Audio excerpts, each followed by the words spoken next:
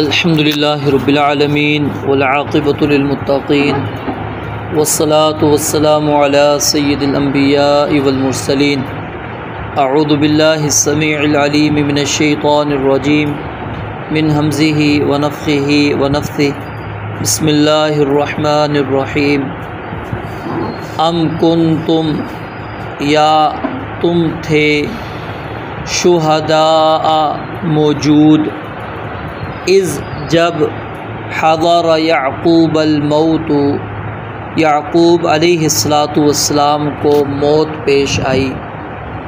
Is जब, क़ाल लिबनीही, उन्होंने कहा अपने बेटों से, मा तअबुदूना मिन बअदी, मेरे बाद किस चीज़ की इबादत करोगे।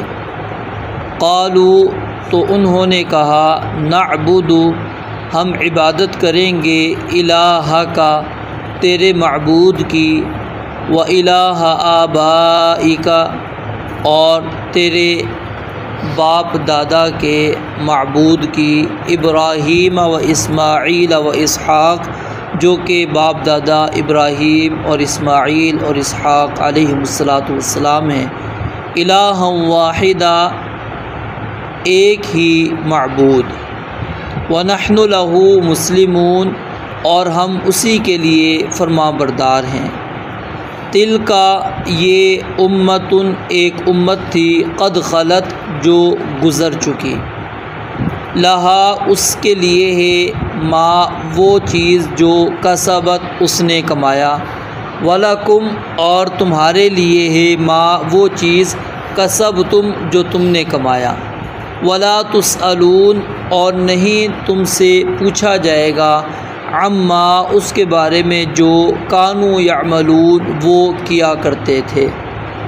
दोबारा देखें। अम कुन्तुम, या तुम थे, शुहदाअ मौजूद, इज़ जब, हज़र याक़ूब अल मौत, याक़ूब अलैहिस्सलातु वस्सलाम को मौत पेश आई, यानी कि करीबुल मर्ग़ मुराद है। इज़ जब, क़ाल लिबनीही, उन्होंने कहा अपने बेटों से, मा तअबुदूना, किसकी तुम इबादत करोगे, मिन बअदी, मेरे बाद। क़ालू, उन्होंने कहा, नअबुदु इलाहका, हम इबादत करेंगे तेरे मअबूद की, व इलाह आबाइका इब्राहीम व इस्माईल व इसहाक़, और तेरे बाप दादाओं की इलाह की, जो कि इब्राहीम और इस्माईल और इसहाक़ हैं। इलाहम वाहिदा, एक ही इलाह, एक ही मअबूद, व नहनु लहू मुस्लिमून, और हम उसी के लिए फरमाबरदार हैं। तिलका उम्मतुन, ये एक उम्मत थी, क़द खलत, जो गुज़र चुकी, लहा, उसके लिए है, माँ, वो चीज़ जो कसबत, उसने कमाया, वलकुम, और तुम्हारे लिए है, मा कसब तुम, जो तुमने कमाया, वला तुसअलून, और नहीं तुमसे पूछा जाएगा, अम्मा, उसके बारे में जो कानू यामलून, वो किया करते थे।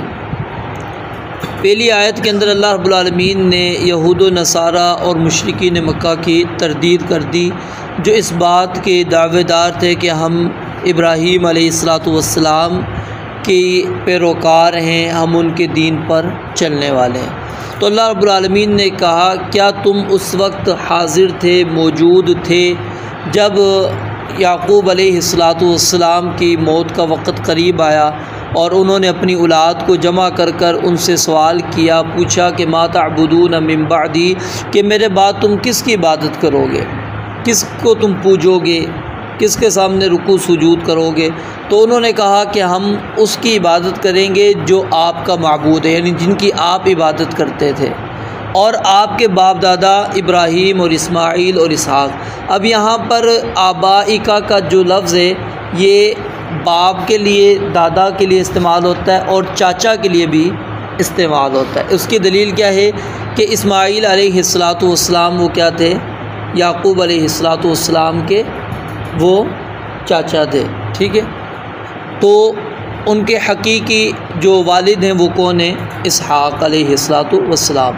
तो दादा तो बन गए इब्राहीम अलैहिस्सलाम। तो ये आबा का लफ्ज़ यानी कि आप चाचों के ऊपर भी इस्तेमाल कर सकते हैं। तो कहा कि जो उनका अकेला माबूद था जिसकी वो इबादत क्या करते थे, हम उसी की इबादत करेंगे। व नहनु लहू मुस्लिमून। अब वही बात जो सैयदना इब्राहीम अलैहिस्सलाम ने कही थी कि अस्लिम क़ाल अस्लमतु लिरब्बिल आलमीन। जब अल्लाह ताला ने कहा मुती हो जाओ तो कहा मैं अल्लाह रब्बुल आलमीन के लिए मुती हो गया। और फिर इसी चीज़ की उन्होंने अपने बच्चों को भी वसीयत की। तो याकूब अलैहिस्सलाम ने भी जब ये वसीयत की तो उनकी औलाद ने भी कहा व नहनु लहू मुस्लिमून, कि हम उसी के ही मुती होंगे, फरमाबरदार होंगे, उसके अलावा किसी और की हम फरमाबरदारी नहीं करेंगे। फिर अगली आयत के अंदर अल्लाह रब्बुल आलमीन ने यहूद को ये तंबीह करते हुए ये बात बयान फरमाई कि तुम ये बात याद रख लो कि अगर तुम्हारा कोई उनके साथ नसबी ताल्लुक़ है, ख़ानदानी ताल्लुक़ है, तुम समझते हो कि हम आले याकूब से हमारा ताल्लुक़ है, आले इब्राहीम से हमारा ताल्लुक़ है और ये ताल्लुक़ हमें बचा लेगा, अल्लाह कहते हैं ये नहीं हो सकता। क्योंकि तिल का उम्मतुन, ये एक उम्मत थी, एक जमात थी, क़द खलत, जो गुज़र चुकी है, लहा मा कसबत, जो उन्होंने कमाया, जो कुछ उन्होंने किया, उनको अल्लाह रब्बुल आलमीन ने वो उनका सिला अता करना है। वलकुम मा कसबतुम, और तुम्हें वो मिलेगा जो तुम करोगे। ये नहीं है कि तुम्हारे आबा व अजदाद ने अच्छाई की, नेकियां की और अब अल्लाह रब्बुल आलमीन उनकी नेकियों का अजर तुम्हें उठा कर दे दे, ये नहीं होगा। तुम्हारे लिए वही है जो तुम करोगे और तुम्हारे जो आबा व अजदाद ने किया वो उनके लिए। नबी अलैहिस्सलाम ने फरमाया मन बत्ता बिही अमलुहु लम युस्रि बिही नसबु, कि जिस शख्स को उसका अमल पीछे छोड़ देगा उसका हसब, उसका नसब उसको आगे नहीं कर सकता। ये नहीं है कि उसका ख़ानदान क़यामत वाले दिन उसको आगे कर दे, अमल उसके पास नहीं है, अमली एतबार से वो बंदा पीछे है और उसका हसब और नसब जो है वो आला हो, ख़ानदान आला हो और वो समझे कि मेरी कामयाबी है। अल्लाह के नबी अलैहिस्सलाम फरमाते हैं ये नहीं है। और फिर नबी अलैहिस्सलाम ने अपने ख़ानदान वालों को जमा करके एक एक को मुखातब करके फ़रमाया, फिर अपनी बेटी को जमा करके, अपनी फुप्पी को जमा करके कहा कि दुनिया में जो कुछ मांगना है मांग लो, कल क़यामत वाले दिन मैं तुम्हें किसी भी काम आने वाला नहीं हूँ। यह ना समझ बैठना कि मैं क्या नाम है मोहम्मद रसूलुल्लाह सल्लल्लाहु अलैहि वसल्लम की बेटी हूँ, मेरा बाप है वो मुझे बचा लेगा, हैं मैं फुप्पी लगती हूँ, मैं फ़लाँ लगता हूँ, मैं फ़लाँ लगता हूँ, नहीं। और फिर इसी तरह यहाँ पर ये चीज़ भी याद रख लें और आगे आयत भी आएगी और पीछे भी आले फ़िरऔन के अंदर मैंने शायद इशारतन आपको बतलाया भी था कि लफ्ज़ आल जो है ये नस्बी एतबार से जो होते हैं उनके लिए ही इस्तेमाल नहीं होता, बल्कि जो आपके हम मशरब होते हैं, आपके दीन पर चलने वाले लोग होते हैं, उनके लिए ये लफ्ज़ इस्तेमाल होता है। ठीक है, जैसे आले रसूल मिसाल है, हम ये लफ्ज़ कहते हैं। अब इससे आले रसूल से मुराद तमाम सहाबा किराम रिज़वानुल्लाहि अलैहिम अजमईन हैं। क्यों? क्योंकि सब के सब वो मुती थे, फरमाबरदार थे किसके? नबी अलैहिस्सलाम के।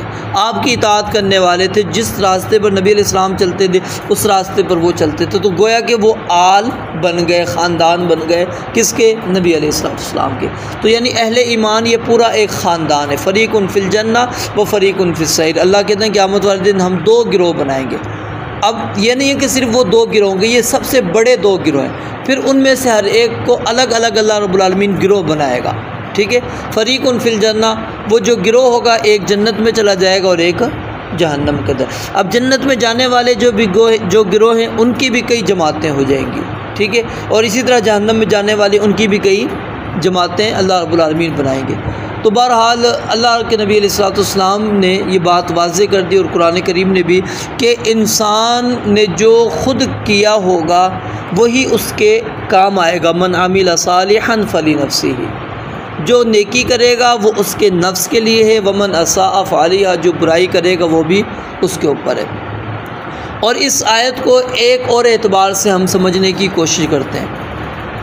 अब हमसे पहले जो उम्मतें थीं, अल्लाह ताला फरमाते हैं, ये अब अपने एतबार से मैं समझाने की कोशिश कर रहा हूँ कि तिल का उम्मतुन, वो एक जमात थी, क़द खलत, गुज़र चुकी, लहा मा कसबत, उसने जो किया उसको मिलेगा, तुम्हें वो मिलेगा जो तुम करोगे।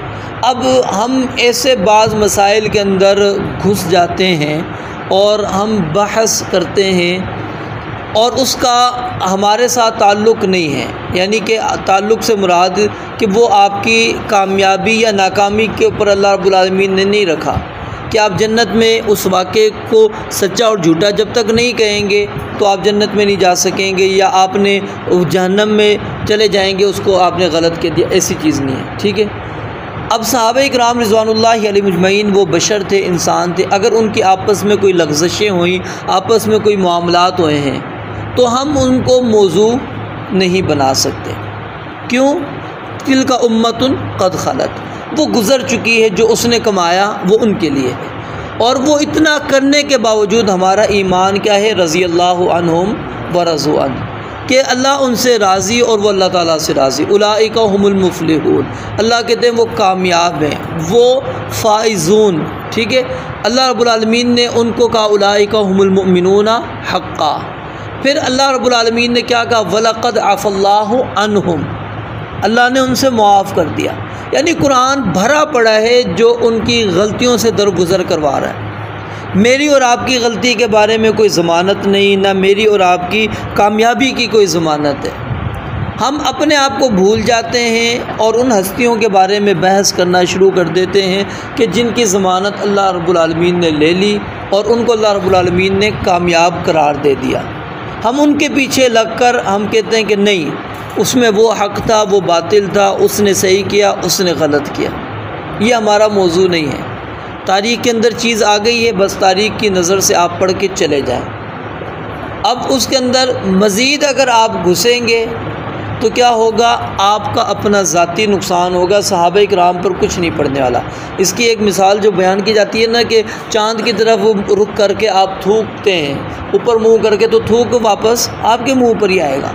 तो अगर हम सहाबा-ए-किराम पर कुछ कहेंगे, तबर्रा करेंगे, कुछ उनको बुरा भला कहेंगे, या उनकी इन झगड़ों के अंदर हम कहेंगे जी वो हक़ पे था, वो बातिल था, हम अपने आप को दागदार कर रहे हैं। सहाबा-ए-किराम को कुछ नहीं होने वाला। वो अल्लाह रब्बुल आलमीन की उम्मत थी, एक अल्लाह रब्बुल आलमीन ने के पास चली गई और अल्लाह रब्बुल आलमीन ने उनको वो दे दिया जिसके वो हक़दार थे, और वो हक़दार क्या है? कुरान करीम मौजूद है। वलकुम मा कसबतुम, हमारे लिए जो है वो है जो हम करेंगे। तो इसलिए ये जंग जमल को लेना, जंग सिफ़ीन को लेना, या दीगर मामलात को लेकर फिर ये मामलात को उठाना, और फिर कुछ लोग जो है ना समझाने के बावजूद वो कहते हैं कि नहीं नहीं, आखिर क्यों ना पढ़ें हम इन वाक़यात को, किस लिए ना पढ़ें, क्या वजह है? तो सिर्फ़ और सिर्फ ना पढ़ने की वजह सिर्फ़ यही है कि ताकि हमारा ईमान महफूज रहे, बाकी और कोई वजह नहीं है। हमारे अंदर बदगुमानी ना आए, शैतान कोई वार हमारे दिल पर आके ना कर बैठे, हमारी जहनीत को ख़राब ना कर दे। सहाबा-ए-किराम के बारे में कोई आपके जहन में ऐसी बात लेकर आ जाए और आप फिर वो अक़ीदा, वो नज़रिया बना लें, अब उसका नुकसान, जैसा कि मैंने आपको कहा, सहाबा को कुछ भी नहीं होने वाला, वो हम अपना नुकसान कर बैठेंगे। तो इसलिए वो चीज़ जहाँ से खैर नहीं निकल सकती, शर निकल सकती है, और शर के चांस ज़्यादा हैं, तो आप उसके अंदर क्या है? इज्तिनाब करें, उससे बचें। और अल्लाह रब्बुल आलमीन ने कल क़यामत के दिन हमसे ये सवाल नहीं करना कि इन दोनों जमातों में से बताओ हक़ पर कौन था, कि अल्लाह रब्बुल आलमीन हमसे सवाल करें, नहीं। ये रब्बुल आलमीन ने ना क़ब्र में हमसे सवाल करना है, ना ही हशर के अंदर सवाल करना है। ठीक है। तो यानी कि कुछ ऐसी चीज़ें होती हैं कि जिसके अंदर आफ़ियत इसी चीज़ के अंदर होती है, बंदा खामोशी इख्तियार करे। और फिर सबसे बड़ी बात देखें ना, जब उलमा ने, मुहद्दिसीन ने, मुफस्सिरीन ने, हैं शारिहीन हदीस ने एक एक अल्फाज पर बहस की, एक एक मसले पर खुलकर बहस की, आखिर इस मौजू पर उन्होंने क्यों नहीं बहस की? वो भी तो कर सकते थे। क्या वो हमसे ज़्यादा करीब थे ज़माने के, वो हमसे ज़्यादा जानने वाले थे। आप उठा के पढ़ेंगे आपको नहीं मिलता। यानी तारीख़ की अगर आप इब्तिदाई किताबों को उठाते ना, वाक़या करबला आपको 3 से 4 लाइन में मिलेगा, बस 3 से 4 लाइन। अब वो 3 से 4 लाइन आज क्या हमारे पास 100 जिल्दों के अंदर बन चुका है। ठीक है। हर ज़ाकिर अपनी बयान करता है, जो आएगा जो किस्सा वो अपना बयान करता है। तो अब क्या है कि वो लोग इसके अंदर आफ़ियत अपनी यही समझते हैं कि नहीं, हमने इसको तारीख़ के तौर पर नकल कर देना है कि तारीख़ी तौर पर वाक़या हुआ है। अब उसके बाद नताइज क्या है? उस पर हमने बहस नहीं करनी, हमने उन चीज़ों पर नहीं जाना। तो यही चीज़ है कि जब मुहद्दिसीन शारिहीन वो इन चीज़ों पर नहीं उन्होंने अपना वक्त सर्फ किया और ना ही उन्होंने इस चीज़ को काबिल इल्तिफ़ात समझा कि हम इस तरफ तवज्जो करें और इसको वाज़े करें, तो हमें भी उनकी ही इत्तिबा करनी चाहिए, उन्हीं की पैरवी करनी चाहिए कि जिस चीज़ को वो उन्होंने वाज़े किया है हम उस चीज़ को लें। और पढ़ेंगे तो आप उसके अंदर यही चीज़ आपको मिलेगी कि वो सहाबा के मौजू को निखारते थे, वो इन वाक़यात के अंदर से सहाबा की फ़जीलतों को निकाल कर लेकर आते थे, उस मौके पर ये चीज़ें बयान करते थे। और शेख सलाहुद्दीन यूसुफ़ रहमतुल्लाहि अलैह उनकी एक किताब भी मुहर्रमुल हराम के हवाले से, तो उन्होंने ये ख़ास तौर पे उन्होंने कहा ये एक शिकवा है उन्होंने किया और किताब के अंदर मौजूद भी है, कहा कि ये मुझे बड़ा शिकवा है कि हम सुन्नी कहलाने वाले शियों से ज़्यादा इस वाक़े को उभारने वाले होते हैं। मतलब अब मुहर्रमुल हराम आएगा, ठीक है, आगाज़ होने वाला है, अब खुतबा ने इसको बयान करना है, ठीक है, चले मुहर्रमुल हराम की अहमियत आ जाए, फजीलत, ये एक अलग मौजू। अब वाक़या करबला हर मस्जिद के अंदर जब बयान होगा, आप भी बयान कर रहे हैं, वो भी बयान कर रहे हैं, आपने भी तो उनके साथ माहौल के अंदर आपने भी साथ दे दिया ना, वो भी यही चाहते थे और आप भी उनके साथ साथ मिल गए, ठीक है। वो कहते हैं सबसे बड़ी गलती हमारे अंदर क्या होती है कि हम उनके साथ मिल जाते हैं और वो चाह रहे होते हैं हम अपने आप को सुन्नी कहलाने वाले उन चीज़ों को हम अपना लेते हैं। तो बहरहाल इस आयत को हमें मद्देनज़र रखना चाहिए कि तिलका उम्मतुन कद खलत, अगर उनके अंदर कुछ था तो अल्लाह कहते हैं वो एक जमात थी जो चली गई है, लाहा मा कसबत, उनको वो मिलेगा जो उन्होंने कमाया, वलकुम मा कसबतुम, और तुम्हें वो मिलेगा जो तुम कमाओगे, वला तुसअलून, और तुमसे पूछा नहीं जाएगा, अम्मा कानू यामरून, कि वो क्या अमल कर कर गए थे बतलाओ। अल्लाह कहते हैं ये सवाल तुमसे नहीं होना, ये सवाल उनसे होना है कि उन्होंने क्या किया, तुमने क्या किया। तो इसलिए जब हमारा वो मुताल्लिका सवाल ही नहीं है तो इसलिए उन चीज़ों से क्या है इग्नोर करना चाहिए, बचना चाहिए। और ख़ास तौर पे जब बंदा शुकूक व शुबहात का शिकार होने लगे तो उसलिए उस वक़्त ख़ास तौर पे उस मौजू को उसको क्लोज़ कर देना चाहिए, छोड़ देना चाहिए, ताकि मज़ीद शुकूक व शुबहात उसके दिल के अंदर ना आए और शैतान अपना वार करके कहीं उसको ईमान से ही फ़ारिग ना कर दे। रब्बुल आलमीन से दुआ है अल्लाह ताला समझने अमल करने की तौफ़ीक़ अता फ़रमाए। व आखिर दावाना अनिल हम्दुलिल्लाहि रब्बिल आलमीन।